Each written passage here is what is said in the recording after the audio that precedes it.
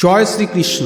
নমস্কার বন্ধুরা, যদি আপনি মনে করেন যে আপনি কোনো দিক দিয়েই জীবনে কোনো শান্তি পাচ্ছেন না, অশান্তিতে ভরে উঠেছে আপনার জীবন, টাকা পয়সার অভাব, চারিদিকে অসুখ বিসুখ লেগেই রয়েছে, এছাড়াও সংসারে নানান অশান্তি আপনার জীবনকে ব্যতিব্যস্ত করে তুলেছে, তাহলে আজকের ভিডিওটি সম্পূর্ণ আপনার জন্য। বন্ধুরা, আপনারা যদি এই গাছের শিকড় আপনাদের সাথে রাখেন তাহলে সারা জীবন রাজার হালে থাকবেন। শুধু এই নয় যে নবগ্রহ ঠিক থাকবে, এছাড়াও আপনার কোনো ধরনের গ্রহদোষ থাকবে না। বন্ধুরা, মনে রাখবেন, যে ব্যক্তির কোনো গ্রহদোষ থাকে না সেই ব্যক্তি সত্যিকারের রাজা থাকে, কারণ সে যে কোনো কাজে হাত দিলেই সেটি সাকসেসফুল হয়। তার জীবনে অর্থ সম্পত্তি আসার নতুন নতুন রাস্তা খুলে যায়। সে সর্বদা সব কিছুতেই জয় হয়ে বেরিয়ে আসে এবং সর্বদা সব বিপদ আপদ থেকে তৎক্ষণাৎ রক্ষা হয়ে যায় সেই ব্যক্তি যার কাছে থাকে এই গাছের শিকড়। স্বয়ং পরমেশ্বর ভগবান শ্রীকৃষ্ণ, হনুমানজি, গণেশজি এবং বন্ধুরা আমাদের বাবা ভোলানাথ রক্ষা করেন। হনুমানজির অশেষ কৃপা থাকে এবং তার জন্য সেই ব্যক্তি সর্বদা জয়ী হয়। বন্ধুরা, এই গাছটির শিকড় ধারণ করলে আপনারা বুঝতে পারবেন এক মাসের মধ্যেই আপনারা যে কাজে হাত দিয়েছেন সেটি সাকসেসফুল হবে। বন্ধুরা, এই গাছের শিকড় আপনাকে ধারণ করতে হবে মঙ্গলবার। এতে আপনার দিনের পর দিন আটকে থাকা যত রকমের কাজ সেগুলো কিন্তু খুব সহজেই সম্পন্ন হবে এবং আপনি সৌভাগ্যশালী হবেন এবং অর্থ আসার সাথে সাথে আপনার গ্রহ মজবুত হয়ে যাবে। তাই বন্ধুরা, অবশ্যই এই গাছের শিকড় প্রতিটি ব্যক্তিকে ধারণ করা উচিত, কিন্তু চুপিসারে।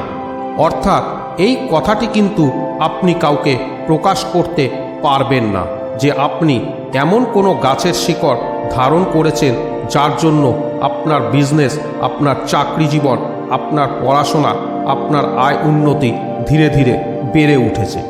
খুশি হয়েও এই কথাটি কাউকে বলতে যাবেন না।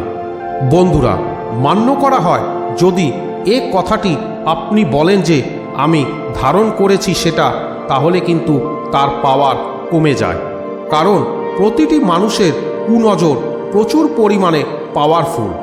একটি ব্যক্তির কুনজরে হতে পারে আপনার জীবনের স্বর্গ থেকে সর্বনাশ। তাই সকলের চোখের আড়াল করে আপনি এই কাজটি করবেন।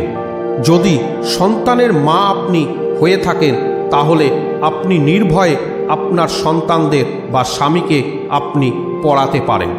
বন্ধুরা, ঘরের ব্যক্তিকে আপনি জানাতে পারেন, কিন্তু বাইরের কাউকে এই কথাটি মোটেও জানাতে যাবেন না যে আপনি এমন গাছের শিকড় ধারণ করবেন অমুক দিন। এই উল্লেখযোগ্য কথাটি বলতে নেই। বন্ধুরা, অবশ্যই আপনারা জানেন যে হনুমানজি একটি অশীষ দেবতা, যার আশীর্বাদে সর্ববিপদ আপদ রক্ষা হয়। তাই তো কোনো যানবাহনে অবশ্যই হনুমানজির ছবি লাগাতে বলে বা ওনার উল্টো পায়ের সিঁদুরের স্বস্তিক চিহ্ন আঁকতে বলে। এর কারণে অ্যাক্সিডেন্ট হয় না। উনি সর্ববিপদ আপদ থেকে রক্ষা করে এবং উনি হাওয়া বাতাস ভূতপ্রেতের হাত থেকেও কিন্তু রক্ষা করে। হনুমানজি কলিযুগের জাগ্রত দেবতা বলে মান্য করা হয় এবং উনাকে পূজিত করা হয়। শ্রীরাম ও মাতা সীতার আশীর্বাদে তিনি আজও অমর হয়ে আছেন এই কলিযুগে ধরিত্রীতে। তাই অবশ্যই আপনারা এই কাজটি করবেন। কিভাবে এই গাছের শিকড়টি তুলে আনবেন, কি সতর্কতা আপনারা অবলম্বন করবেন এবং কি মন্ত্রটি বলে আপনারা ধারণ করবেন, সবটাই আজ আমরা আপনাদের জানাবো। তার আগে বন্ধুরা, একটা ছোট রিকোয়েস্ট করব, অবশ্যই পুরো ভিডিওটি সম্পূর্ণরূপে দেখুন, কারণ অর্ধসত্য জ্ঞান কখনো কারো উপকারে লাগে না, বরং তা আপনাকে পাপের ভাগীদারি করে। এছাড়া ভিডিওটি ভালো লাগলে অবশ্যই একটি লাইক করে দিয়ে যাবেন এবং কমেন্ট করে লিখবেন জয় শ্রীকৃষ্ণ, রাধে রাধে।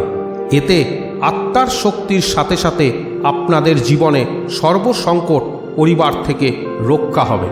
বন্ধুরা, আপনারা জয় বজরংবলী জয়ও লিখে দিয়ে যেতে পারেন। এছাড়া আমি আপনাদের একটি বিশেষ অনুরোধ করব, অবশ্যই এই চ্যানেলটিকে সাবস্ক্রাইব করে রাখুন, কারণ এই রকম ভিডিও সকলের সাথে শেয়ার করতে পারবেন, নিজের ফ্যামিলির মেম্বারদের সাথেও, যাতে তারাও তাদের নিজের ভাগ্যকে মজবুত রেখে প্রচুর পরিমাণ আয় করতে পারে। বন্ধুরা, যদি ঘরে আপনার বয়স্ক মা বাবা রয়েছেন, ছোট্ট শিশু রয়েছেন যে পড়াশোনা করছে, অথবা আপনার স্বামী যাদের শরীর অসুস্থ থাকে বা ইনকামের পথ খুলছে না বা চাকরি বা বিজনেসে লস হচ্ছে, তাহলে এই গাছের শিকড়টি অবশ্যই চোখ বন্ধ করে ভরসা রেখে বিশ্বাস করে স্বয়ং ভগবান শ্রীকৃষ্ণকে ধারণ করুন। বন্ধুরা, এই গাছের মধ্যে মা লক্ষ্মী, নারায়ণ, কৃষ্ণ, দেবাদিদেব মহাদেব, হনুমানজি, গণেশজির অশেষ কৃপা দেওয়া রয়েছে। যাই হোক, সেই গাছটি হল শ্বেত অপরাজিতা। হ্যাঁ বন্ধুরা, ঠিকই শুনেছেন, খুব অবাক লাগলো তাই না, যে শ্বেত অপরাজিতা একটি সামান্য গাছ, সকলের বাড়িতে দেখা যায়, সেই গাছের এত দাম। হ্যাঁ বন্ধুরা, এই গাছ স্বয়ং দেবাদিদেব মহাদেবের আশীর্বাদ স্বরূপ। এছাড়া আপনার কৃষ্ণ, নারায়ণ, লক্ষ্মী, হনুমানজি এবং গণেশজির আশীর্বাদ প্রাপ্ত হয়। বলা হয়, এই গাছের শিকড় এনাদের নাম করে গঙ্গা জলে ধুয়ে যদি ধারণ করতে পারেন, আপনি নিজেই বিশ্বাস করতে পারবেন না এর চমক কী। এর জন্য আপনাকে বেছে নিতে হবে মঙ্গলবার বা সোমবার বা বুধবার অথবা বৃহস্পতিবার, কারণ সোমবার দেবাদিদেব মহাদেবের বার, মঙ্গলবার হনুমানজির বার, বুধবার গণেশজির বার এবং বৃহস্পতিবার হল শ্রীকৃষ্ণ এবং মা লক্ষ্মীর বার। তাই এই কয়দিনের মধ্যে আপনি যেদিন হলেও একদিন স্নান করে ভগবানের পূজা সেরে শুদ্ধ বস্ত্র পরিয়ে চলে যাবেন এবং একটি কথা খেয়াল রাখবেন, এটি আপনার ভিটে থেকে নেবেন না, চেষ্টা করবেন অন্য কোনো জায়গা থেকে এটি জোগাড় করতে। যদি কোনোভাবেই সম্ভব না হয়, তখন আপনি নিজের ভিটের শ্বেত অপরাজিতার শিকড় নিতে পারেন। এটি এক নিঃশ্বাসে এক টানে তুলে ফেলতে হবে এবং সেটি আপনার কোনো ধারালো অস্ত্র দিয়ে ছিঁড়বেন না। আপনি এটি নিজের হাত প্রয়োগ করে 1 ইঞ্চি মতো একটু চওড়া বা মোটা থাকবে এই রকম দেখে শিকড়গুলি ভেঙে নেবেন। 2টি শিকড় নিয়ে নিজের গৃহে চলে আসবেন।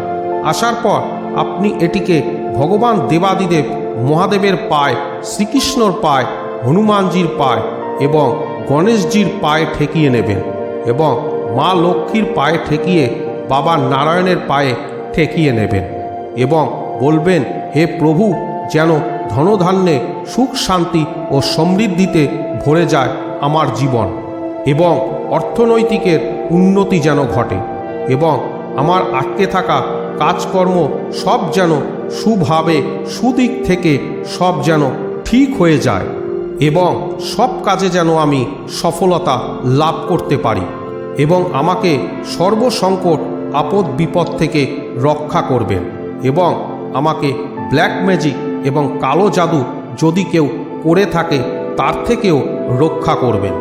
এটি তুলে নিয়ে এসে গঙ্গার জলে ধুয়ে সকল দেবী দেবতার পায়ে ঠেকিয়ে দেবেন এবং তারপরে ইতিমধ্যে আপনারা চন্দন এবং সিঁদুরের অবশ্যই হালকা করে তিলক করবেন। তারপরে লাল শালু কাপড় কেটে তার মধ্যে মুড়ে লাল সুতো দিয়ে সেলাই করে লাল ঘমসি বা ডোল সেই দিয়ে আপনি ধারণ করবেন। মেয়েরা হলে বাম হাতে এবং ছেলেরা হলে ডান হাতে ধারণ করবেন। ছোট বাচ্চাদের কোমরেও ধারণ করিয়ে দিতে পারেন। যারা স্কুলে যায় যারা পড়াশোনা স্মৃতিশক্তির জন্য ভালো, হাওয়া বাতাসের হাত থেকে রক্ষা করবে, তাদের জীবনের সফলতা ডেকে আনবে। বন্ধুরা, অবশ্যই এটি ধারণ করার আগে একবার হনুমান চল্লিশা পারলে পড়ে নেবেন, অথবা আপনারা ওং নমো বাসুদেবায় নমঃ বা ওং নমঃ শিবায় মন্ত্র জপ করতে পারেন 108 বার। এতে এর জোর আরও বেড়ে যাবে এবং ভগবানের কাছে বলবেন 3 দিন 3 রাতের মধ্যে যেন আমার কাজটা যেন হয়ে যায়, এরকম বলবেন এবং ভগবানের কাছে বিশ্বাস করবেন, হে ভগবান, আমার বিশ্বাস, আমার সর্ব প্রার্থনা তুমি স্বীকার করেছ এবং আমার সর্ব কাজকর্ম হয়ে গিয়েছে, এটি বলে আপনি ধারণ করে নেবেন। যখন ধারণ করবেন মুখটি অবশ্যই পূর্ব দিকে রেখে ধারণ করবেন। চেষ্টা করবেন এই সময় কেউ বাসি কাপড়ে আপনাকে না ছোঁয়, পিছনভাবে কেউ যেন না দেখে এবং চেষ্টা করবেন ঠাকুর ঘরে ঢুকে এই কাজটি করার। অবশ্যই আপনারা বন্ধুরা এটি ছোট বাচ্চাদেরও করাতে পারেন, এতে কোনো ধরনের কিছু হবে না।